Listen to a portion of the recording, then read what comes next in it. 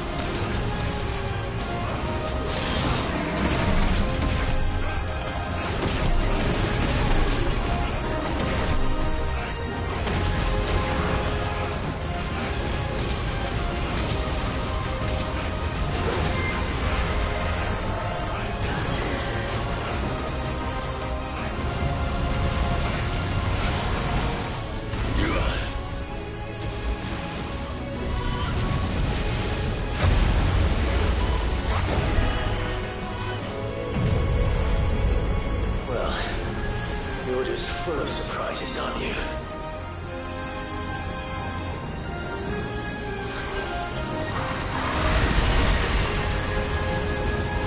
Garuda will be proud.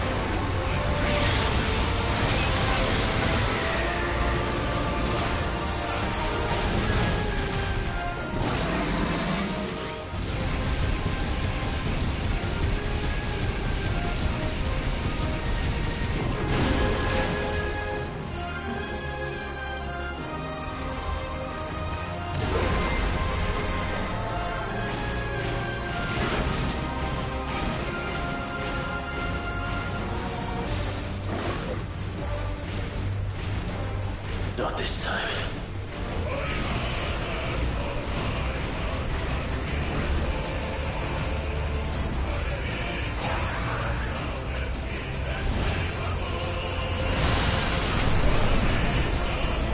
If that's what you want.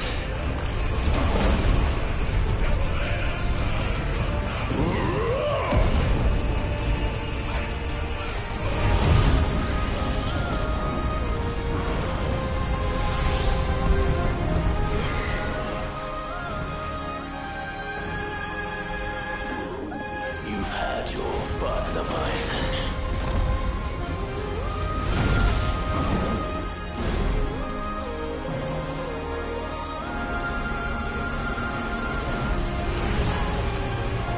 It's time you went back to sleep!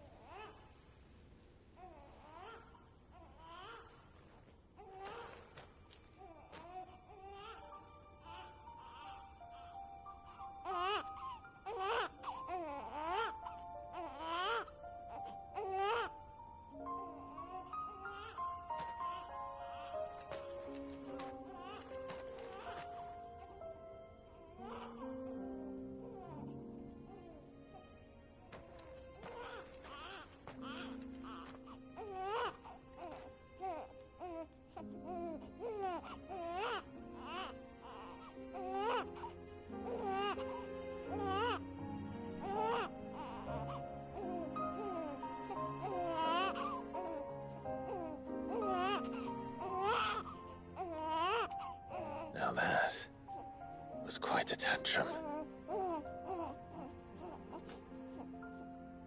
Clive! Where is he?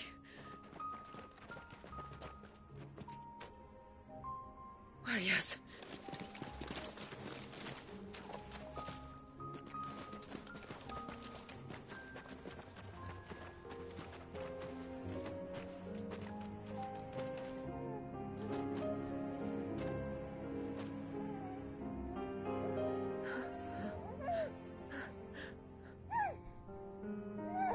He's adorable. He is now. But did you see him a few moments ago? Clive, I don't know how to thank you.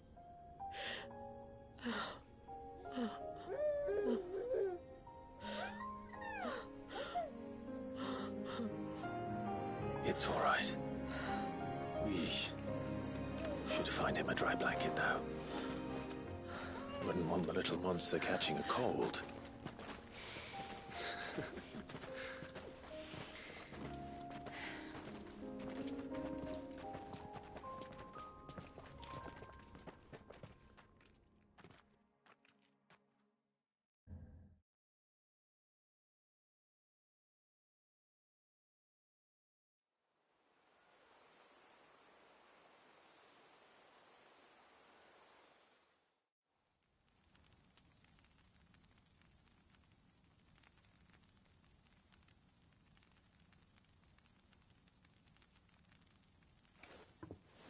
There. He's finally asleep. The poor thing had a long day. That makes two of us. So, what happens now? Now? Now, we make things right. How? By providing Walyas what he was denied. A place to learn and grow. a family to love and protect him, so that one day, when the wounds in his heart and mind have finally healed, he might decide for himself how he'd like to live the rest of his life. But until then, I'll stay by his side, come what may. Then he's a lucky boy. And not only because he'll have the best warrior this side of the belt to teach him the battle axe. She'll do her best. Shula, the beast that threatened your home is tamed. The empire that threatened your people toppled. Might it not be time to cast off your ancestors' glamour and retake your place in the Twins? Perhaps. It's not as if we have the crystals to maintain the wall much longer. But are we truly safe? Is the world truly ready to accept us for who we are and what we believe? If I remember rightly, you and yours still choose to remain hidden, do you not? We do. Well, your people will always be welcome in Haven, regardless. As will yours in the hideaway. We're allies now.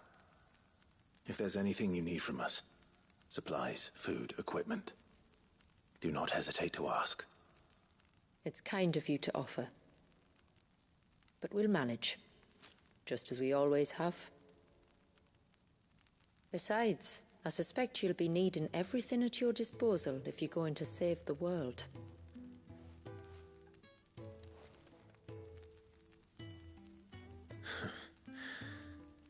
I fear much of it is past saving. The best we can do is strive to turn what's left into a world where we can all live as equals. A noble endeavor. And there'll be a place in this world for us, will there? For Walias. For everyone. I swear it. Then we shall be waiting. Until the tides bear you back to shore.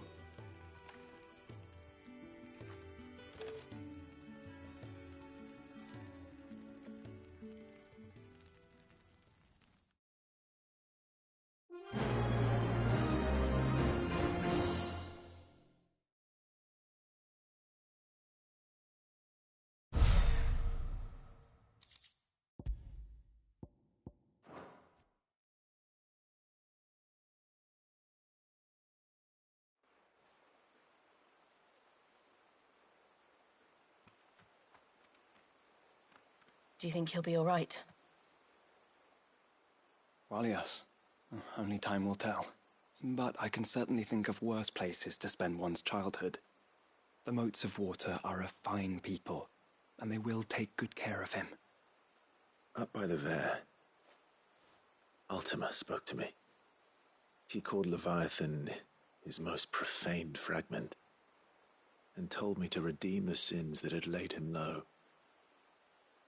Is that so? The sins of Walias's ancestors were grave indeed. To force him to prime at so tender an age. And to freeze him in time, that he might never know what it was to live. Yet I doubt either of those crimes was the source of Ultima's displeasure. It was that the Icon's power had been put to another purpose than the one he intended. To him, Leviathan must have seemed an aberration. Could that be why Ultima made no attempt to lead me to him? The fear that this profaned fragment might corrupt his vessel somehow.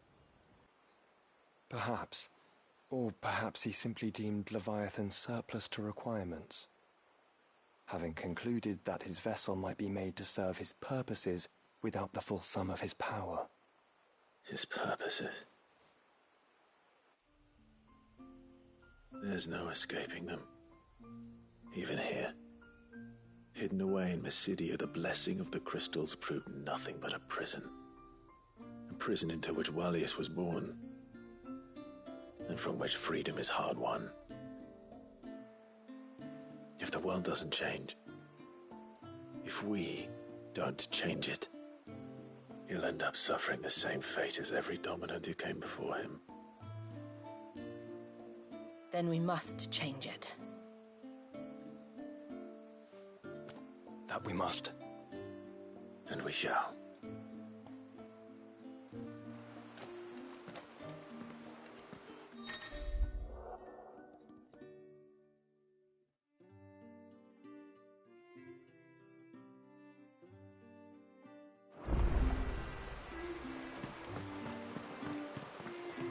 When the tributary came back from the Vare without you, we all feared the worst. But she and your friends told us not to panic and led us to higher ground, where we waited out the storm while you saved the day. Which makes the lot of you heroes, if you ask me. It is good to have them back. My friend, I have news. I think I might have found a way to break Talor's curse. Go on. Well, after listening to the village elders and scouring every likely-looking tome in the library, I learned that not all Tombrys are the same little green menaces we know and loathe. Apparently, a chosen few live to incredible ages and grow to many times the size of their counterparts. The folktales hold that it's the very eldest of these, the Tombury kings, who weave the curses, and that their magics bind their victims to them, that they might continue to feed on their pain. So if we slay the one that cast the curse, the feeding will cease. But that was my thinking, yes. Though I doubt it'll be easy. These kings are not just bigger, they're stronger too. And if the tales are true, their followers will defend them to the death. It is a perilous proposition, in short, but it may also be Talor's only hope. What say you? I'll do it.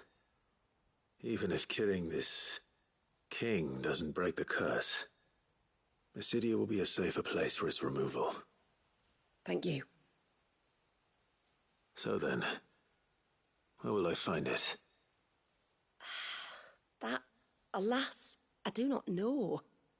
Fannet! You were the one asking about Tonberries, right?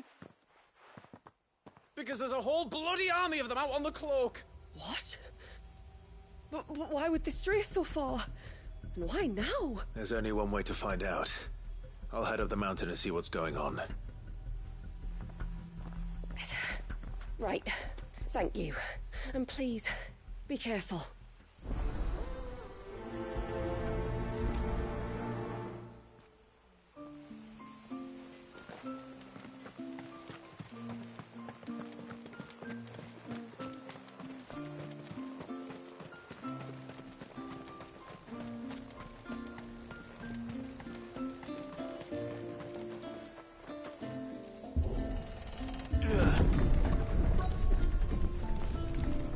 Found her.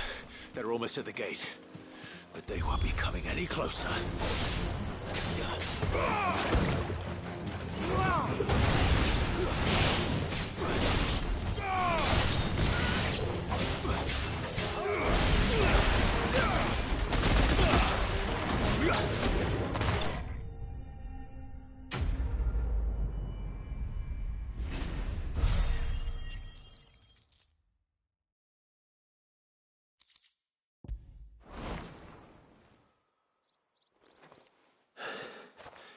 That should buy Haven some time at least.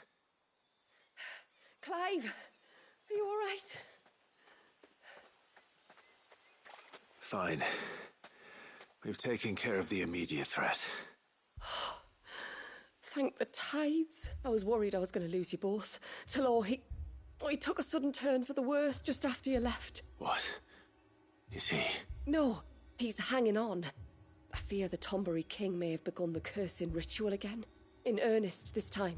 And I can't imagine their being here as a coincidence. I think it might be happening on this very mountain. If it is, it won't be for long. Get back to Talor. I'm going up. My thanks. I shall pray for both of you.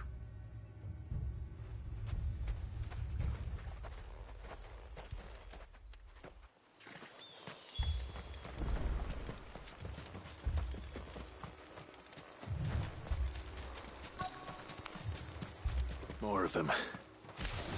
Come on then. I crave an audience with your king.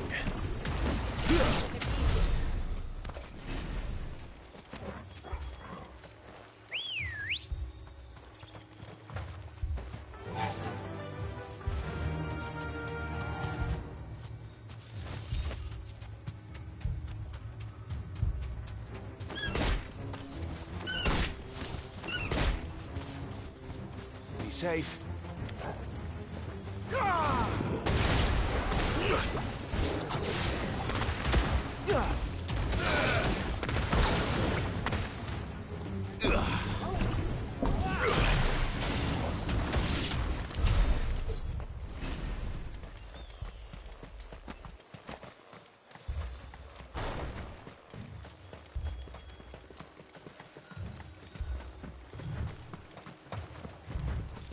Another group.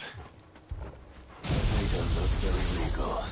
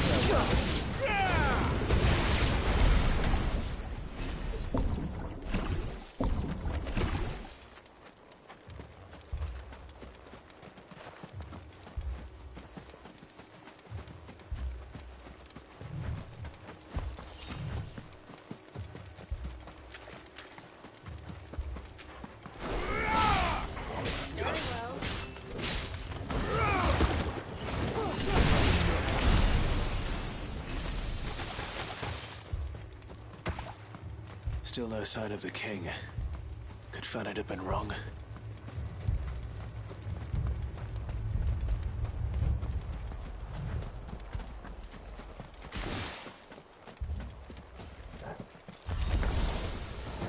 There's dozens of them. The king must be close. Oh, that's a lot of Tombres.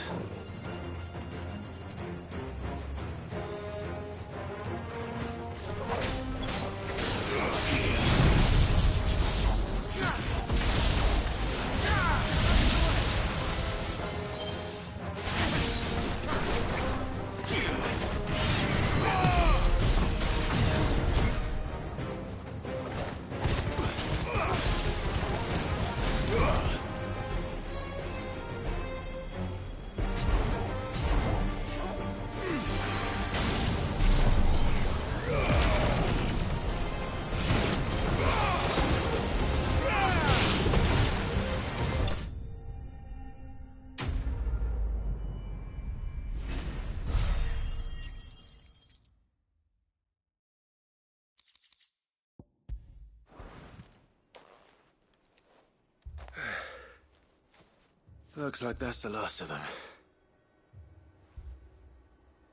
Out here, anyway. But beastmen do like dark places.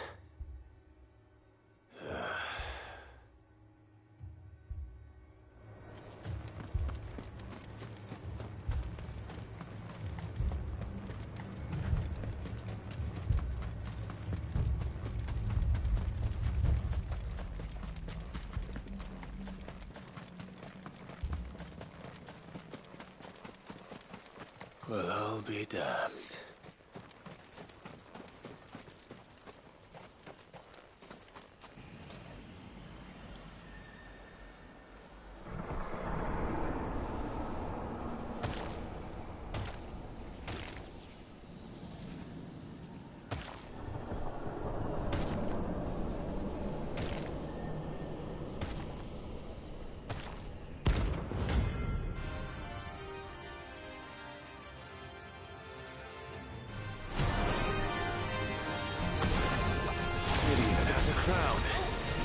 Sorry, Your Majesty, but your reign ends here. Nice try.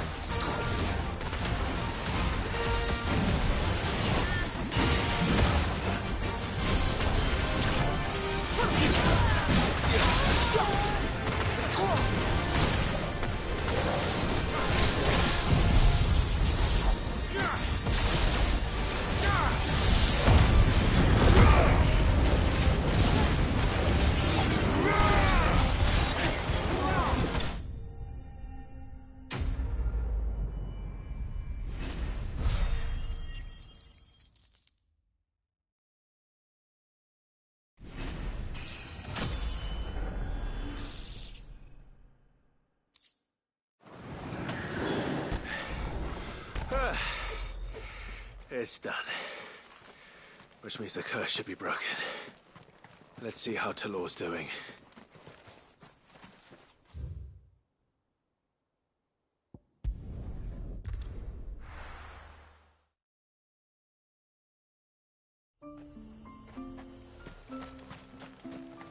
Praise can't claim I ever had high hopes for you lot, but there's no arguing with how things have turned out.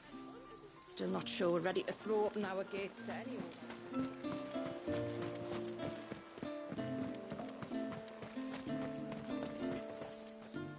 Clive! Is it done then? It is. I was going to ask if there had been any change in Talor's condition, but judging by that smile on your face, I think I already know the answer. You do? Talor! He's back!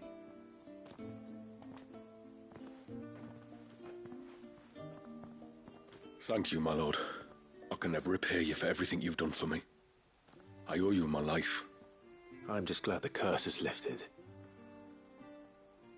There is one thing I'd like to know, though. If you don't mind my asking. What made you seek the Tombury's help in the first place? Oh, that, well, you deserve to know. It was years ago now, back in my trading days. The Sons of Greek arrested me in Oriflamme, chained me up in a lightless cell with a great sword hung over my head, ready to fall if I didn't confess. Though they never said to what. I didn't, of course. So eventually they just let me go. And I never told a soul. Tried to forget it ever happened. But then you came along and the sight of your sword brought it all flooding back. I couldn't sleep, couldn't eat, couldn't hardly breathe, and I thought that if I gave my old chain to the Tomburys, maybe they could take all that pain away. All that anger. But it only made it worse. Oriflamme has fallen. And the men who tortured you likely fell with it. If only I'd known, I might have spared everyone a lot of trouble. I'd convinced myself that you were like them, that all outsiders were the same, but you're not. Far from it. Thank you, son. Thank you.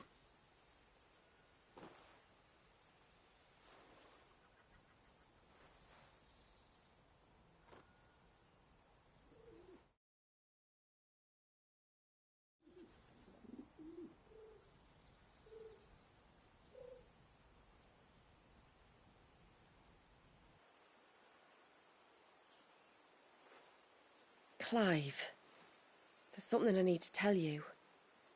After we parted ways on the path to the cloak, I went straight back to Talor and explained to him what you were doing on his behalf. And just like that, his pain began to fade. What do you mean? Just like that? The Tombury King would have still been alive. I had to contend with dozens of his minions before I found him. Then perhaps one of them warned him of your coming and he broke off his ritual. Or perhaps knowing that an outsider was fighting for him was what lifted the weight from Talor's heart. I know from experience that many illnesses are not wholly physical, but of the spirit, at least in part. Was there ever really a curse then? Or was Talor simply suffering from the pain of his memories? And the guilt of what he'd done? For all the difference it makes. I suppose we'll never know. Maybe not. But this much I do know. It was your strength and your selflessness that healed his heart in the end. I'll be sure to tell my healer friend when I get home.